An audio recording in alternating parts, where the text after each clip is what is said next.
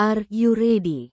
10, 9, 8, 7, 6, 5, 4, 3, 2, 1. Kopi Jos khas Yogyakarta dari kelompok 4.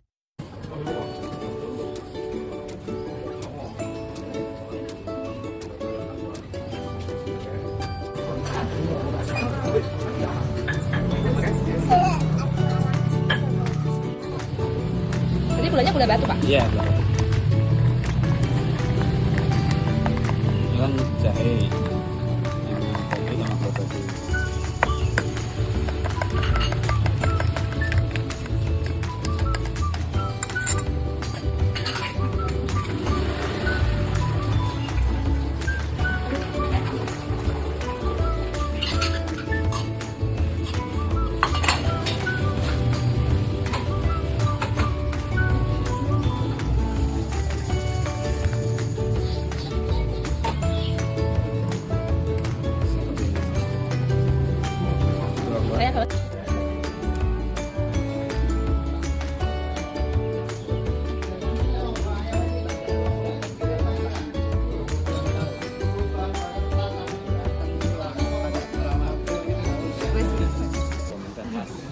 Saya kalau mau tanya sejarah apa terbentuknya kopi itu gimana Pak?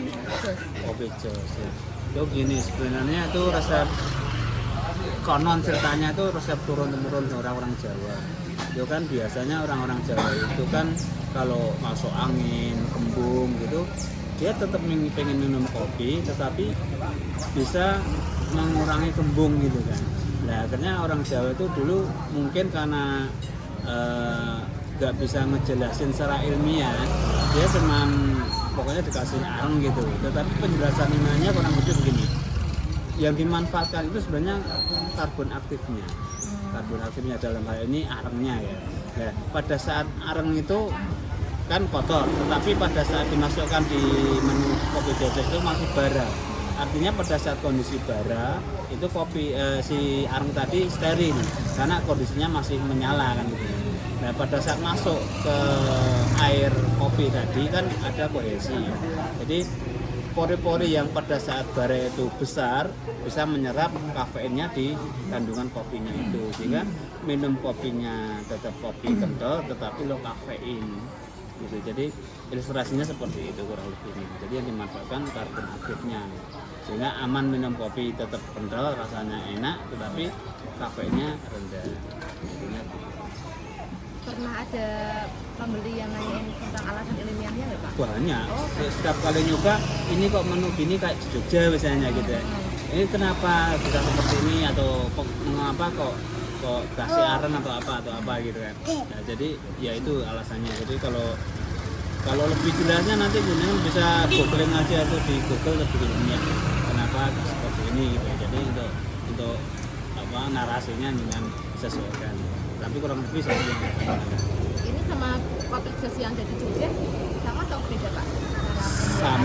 sama sebagian besar sama, cuman kalau kita kan biasanya kita tiup bersih gitu ya. Kalau jujurnya kan kadang ambil dari ango itu langsung cekur-cekur gitu, itu nanti abunya itu kan kadang-kadang yang kadang mengganggu, artinya kelihatan kotor gitu. Kalau kami kita tiup sampai bersih abunya sehingga waktu masuk itu sudah bara areng aja gitu.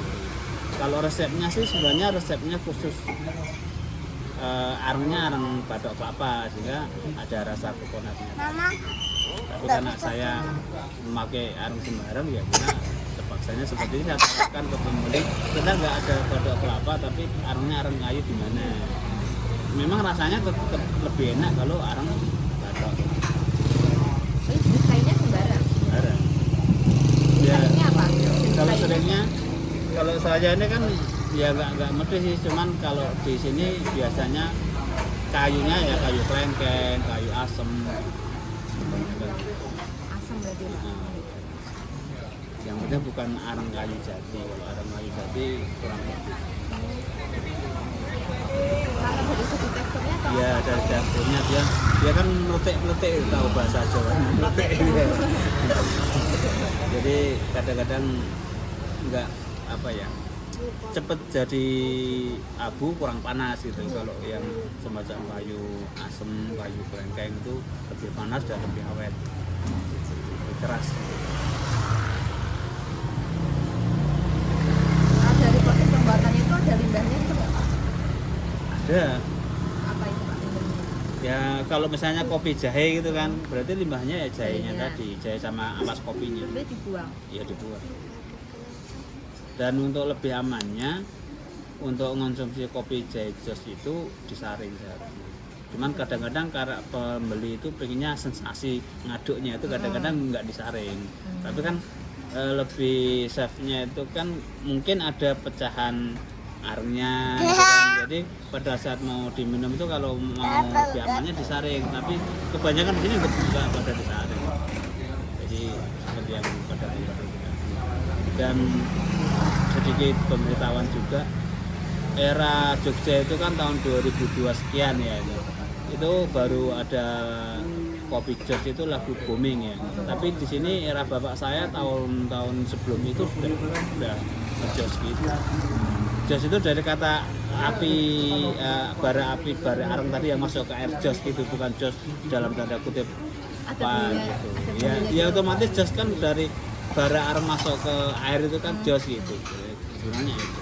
Cuman kadang-kadang pembeli kan neko-neko kan inspirasinya atau imajinasinya itu kadang-kadang jos yang apa gitu, kekuatan apa, kita apa, beneran juga seperti itu. Kalau untuk pembuatan itu perbandingan apanya kopinya itu gimana Pak? Gulanya? Oh gitu, kalau perbandingan kopi 1:3. Jadi kalau gulanya 1, kopinya 3 sendok gitu. Itu perbandingan. Dan ini, di sini kan kita tawarkan ada gelas kecil, ada gelas gede. Cuman orang-orang kan lebih excited kalau gelas gede sekalian ini gitu. gelas Ya gelas gini ya. Kan ada yang gelas kopi kecil. Cuman kalau gelas kopi kecil kita masukkan itu sih tumpahnya banyak. Kalau gini kan dikurangi volume airnya untuk bikin ruang ngejosnya itu terus ditutup. Jadi lebih aman. Sehingga minumnya sebenarnya porsinya tetap porsi kecil, cuman kan tampilannya tetap dipakai gelas besar. Araknya yang dimasukkan tuh berarti berapa biji Pak biasanya? Ya bergantung besar kecilnya areng sih. Jadi yang penting sudah mencukupi untuk jos itu. Kan besar kecilnya areng kan sembarang kan, nggak seperti potongan yang dikondisikan gitu, seperti apa itu kayak briket gitu kan, itu potongannya sama, tapi kalau areng ini kan ya sembarang bentuknya. Itu araknya masaknya di kompor atau di? Saya kan di anglo areng gitu kan, kita pemanasnya kan pakai anglo areng. Jadi kalau ada request kopi jos ya kita tinggal ngambil dari situ. Sekalian itu manasin airnya. Maka di sini keunggulan dari aroma wedangnya itu karena pakai areng. Kan beda tanah sama tanahnya matangnya air itu kan beda juga kalau dengan kompor gas misalnya. Dan untuk mengujos bisa. Kalau yang lain mungkin karena tidak pakai areng ya tidak bisa, nggak ada menyediakan ujos. Menurut Bapak kopi jos ini ramah lingkungan Pak? Ramah sekali karena dari sisi bahannya semua juga alami, terus dari fungsi kegunaannya juga terbukti. Artinya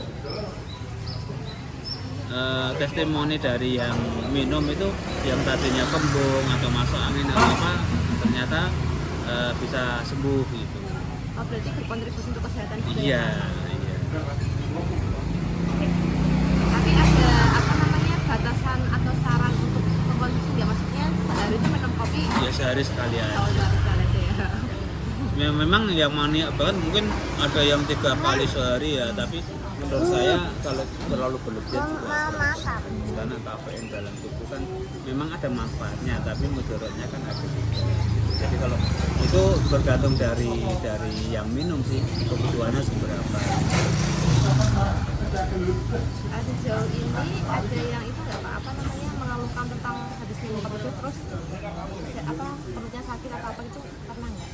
Alhamdulillah sampai saat ini belum pernah ada yang komplain gitu. Karena biasanya memang kalau belum pernah terus request itu kopi jos, saya kasih pengertian dulu bahwa ini seperti ini, prosesnya seperti ini, kira-kira gimana lanjut Anda gitu. Jadi kita ada edukasinya sudah gitu. Karena takutnya kalau misalnya dia katanya ada keluhan asam lambung enggak ya gitu. Kalau misalnya asam lambung itu kan kondisi lambung yang sudah asam kena kopi yang asam juga kan nanti bermasalah. Kalau memang tetap lanjut kopinya kita kurangi atau tetap seporsi gitu. Misalnya dikurangi ya alhamdulillah kita sesuaikan. Tapi kalau tetap porsi kami yang kopi kental gitu ya monggo gitu. Jadi kita tawarkan dulu sehingga biar ada satu kesamaan gitu. Sehingga pelanggan juga aman, kami juga nanti tidak kena komplain. Artinya kita sudah kesepakatan ya karena memang untuk era sekarang jarang sih, kalau dulu banyak yang minum, tapi pelanggan-pelanggan yang suka kopi jus itu kebanyakan udah pensiun ya, kalau yang anak-anak muda itu kadang-kadang mindsetnya itu kan areng kotor, padahal sebenarnya pada saat areng memang benar kotor, cuman pada saat masuk ke kopi jus itu kan masih bara, masih panas, jadi masih steril. Jadi ilustrasinya kalau era-era zaman dulu operasi aja cuman pakai besi yang dipanasin gitu. Sementara kalau pemanfaatan karbon aktifnya itu ilustrasi gampangnya akuarium aja. Akuarium itu kan untuk menjernihkan airnya itu kan pakai areng gitu kan. Itu ilustrasi realnya seperti itu. Sehingga minum kopi ini aman karena itu tadi low kafein, dan campur itu karena semuanya panas itu ya insya Allah bersih lah gitu. Tetapi ada juga yang pengen dikombinasi dengan es batu, jadi bisa. Jadi kalau udah jadi tutupnya dibuka kan udah jadi aroma kopi jos tadi, terus dituang ke gelas es batu gitu, diminum dingin. Biasanya kan kalau anak-anak muda kan sulit untuk nggak ninggalin es gitu. Itu ada juga yang pakai es. Artinya dinikmati dingin ya segar, dinikmati panas juga lebih nendang. Jadi kalau misalnya kopinya dikurangi itu berarti rasanya juga? Iya, otomatis. Jadi kekentalan dari porsinya kopi otomatis mempengaruhi rasa. Semakin kental ya semakin bagi penikmat yang suka kental ya. Kan ada juga yang pengennya itu cuma mundur-mundur, artinya pengen ngopi tapi sedikit ya gitu ya, kita sesuaikan aja. Makanya kalau sebelum kita bikin itu kita tanya dulu kemauannya gimana, enaknya gimana. Jadi kita bisa menentukan pelanggan dari yang puas itu. Maka di sini request menu kami banyak. Seperti itu, misal satu menu jahe rempah gitu ya. Jahe rempah itu kan isinya ada jahe, kunyit, kencur, temulawak, temulangga gitu kan. Ya, tetapi kan kadang-kadang ada aku nggak suka temulawaknya, berarti nggak usah dikasih temulawaknya. Aku pengen pedas, berarti tambahin jahenya. Jadi kita ngelajakannya begitu. Sama seperti kopi jahe itu tadi, kopi jahe itu misalnya saya jahenya dikit atau kopinya lebih banyak atau gulanya lebih manis atau gulanya ditaruh di luar dulu, nanti yang masukkan yang minum gitu. Karena prinsip wedang enak itu bukan menurut yang buat, tetapi penilaian dari yang minum. Kita proklamasi wedangmu paling enak, percuma kalau yang minum bilang nggak enak. Makanya kita sesuaikan dari keinginan dari yang minum. Tetapi karena banyak orang kan otomatis seleranya kan masing-masing, nah itu yang susah.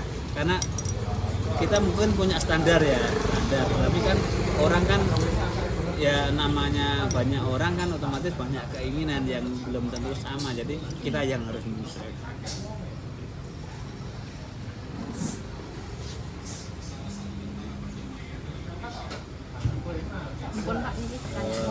Ya nanti kalau misalnya ada sesuatu kekurangan kami ya bisa berbuat.